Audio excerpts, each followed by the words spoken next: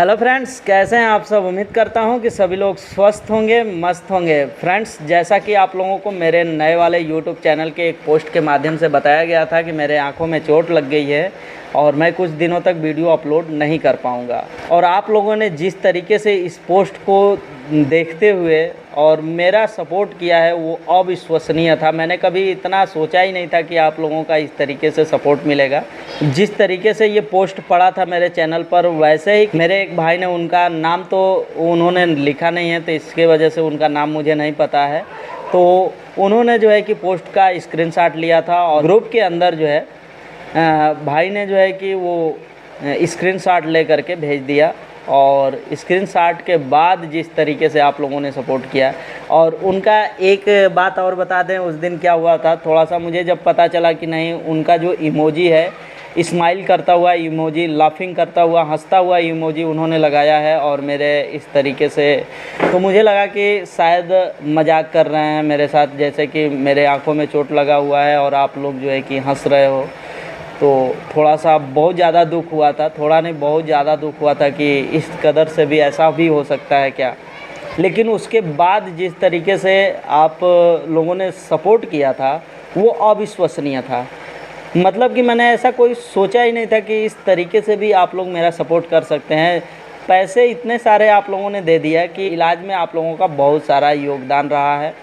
और सच कहूँ तो उस समय मेरे पास पैसे बहुत कम थे और पैसे जिस तरह से लगे हैं आंखों में, दवा कराने में जो पैसा लगा है उसमें आप लोगों का सबसे बड़ा योगदान रहा है। और इसके अलावा मेरे जो मित्र हैं, जैसे ही मेरा चोट लगा था, मेरे आसपास के जो दोस्त मित्र हैं उन्होंने जो मेरा सपोर्ट किया था उनका भी दिल से धन्यवाद। और मेरे छात्रों ने जो ऑफलाइन क्लास में पढ़ते हैं वो लोगों ने भी सपोर्ट किया, उनका भी धन्यवाद।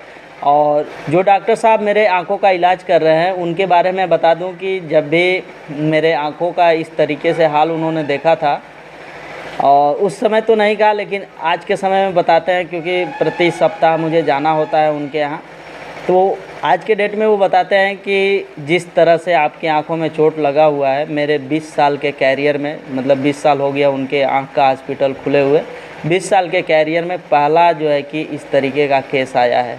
हुआ क्या था कि जो फ़िल्टर होता है फ्रिज का, वो फ़िल्टर में सिलिका जेल होता है, आपको पता होगा, जब तो आप काम ही कर रहे हैं तो आपको पता ही है। नई जानकारी है तो हमारे चैनल से जुड़े हैं तो वो सारी जानकारी आप लोगों को उपलब्ध कराई जाएगी।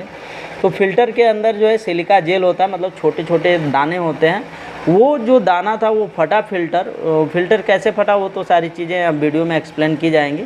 लेकिन जैसे वो फ़िल्टर फटा ना, तो उसका जो टुकड़ा होता है वो सफ़ेद वाला, आँखों का जो सफ़ेद वाला हिस्सा है, जो काले वाले के बगल में सफ़ेद वाला है, इस कोने में ऐसा झटका से लगा था कि वो टुकड़ा जो है सफ़ेद वाले हिस्से के अंदर चला गया था। और बहुत सारा, एक दो नहीं, बहुत सारा, वो बता रहे थे कि 100-150 जो है ऐसे टुकड़े जो है छोटे छोटे आपकी आंखों के अंदर चले गए हैं। आंख जो है कि फूल गई थी पूरी तरह से मेरी, तो अंदर चला गया है। तो जिस तरीके से उन्होंने उसको निकाला है वो काबिले तारीफ़ है, उनका भी आभार व्यक्त करता हूं। और एक चीज़ और आप देख सकते हैं, ये जो आंखों पर चश्मा लग गया है, कुछ दिनों तक ये चश्मा आपको देखने को मिलेगा, क्योंकि डॉक्टर साहब बोले हैं कि ये चश्मा जो है कि लगा करके ही रखना है, नहीं तो फिर से ऐसे कोई गंदगी पड़ेगी तो फिर दिक्कतें आएंगी। तो इस वजह से ये चश्मा जो है कि मैंने लगा रखा है। यदि ये चश्मा उस दिन रहा होता जिस दिन चोट लगी है तो शायद ऐसी अनहोनी नहीं हुई होती। लेकिन क्या किया जाए, जिस दिन ऐसी अनहोनी होनी रहती है तो वो तो हो ही के रहती है, कितना भी आप कुछ कर लें। लेकिन फिर भी हम लोगों को अपना काम करते हुए सावधानी तो रखनी ज़रूरी है। गलती तो अपनी ही है कि सावधानी हमने नहीं रखा है। आँखों के ऊपर चश्मा ज़रूर लगाएं। आप लोगों को भी मैं सलाह दूंगा कि आप लोग भी काम करते वक्त ये इस तरीके का तो चश्मा ज़रूरी ख़रीद लीजिएगा। 400-500 का चश्मा आता है, लेकिन करोड़ों की आँख बच जाएगी आपकी यदि इस तरीके से आप सेफ्टी से काम करेंगे। और ऐसा होना चाहिए पारदर्शी, मतलब आर पार दिखने वाला, क्योंकि हम लोग काम करते हैं तो वहाँ पर धुंधला दिखेगा। मतलब अभी आप धूप वाला ले लेंगे तो होगा क्या कि थोड़ा सा कम दिखाई देता, थोड़ा सा शाम हो जाएगा, उस समय काम करेंगे तो हम लोगों को कम दिखाई देगा। तो इस वजह से ऐसा वाला लेंगे तो दिक्कत नहीं होगा। तो चश्मा तो ज़रूर ही लगाएं, क्योंकि इस हादसे के बाद मुझे एक तो सीख मिली है कि चश्मा ज़रूर लगाना है। चलिए बाकी एक्सप्लेन करते हैं कि कैसे जो है कि ये सारी चीज़ें हो गई। देख रहे हैं इस फ्रिज से संबंधित मैंने एक वीडियो बनाया है जिसमें मैंने इस फ्रिज में ये कंप्रेसर चेंज किया था। ये जो LG का कंप्रेसर है 42 नंबर का, ये मैंने कंप्रेसर चेंज किया था, इसमें गैस चार्जिंग किया था और बहुत ही बेहतर तरीके से यह फ्रिज जो है चल रहा था। लेकिन एक सप्ताह तक ये फ्रिज हमारे यहाँ से गया नहीं, जिनका भी था वो ले करके नहीं गए थे। तो मैंने एक सप्ताह बाद इसको चालू किया तो पता चला, वैसे तो मैं प्रतिदिन इसको चलाता था लेकिन धीरे धीरे इसकी कूलिंग कम होती जा रही थी। तो एक सप्ताह बाद जब मैं चालू किया तो बहुत नॉर्मल कूलिंग आ रही थी। तो मुझे लगा कि इसमें गैस और इसका प्रॉब्लम है।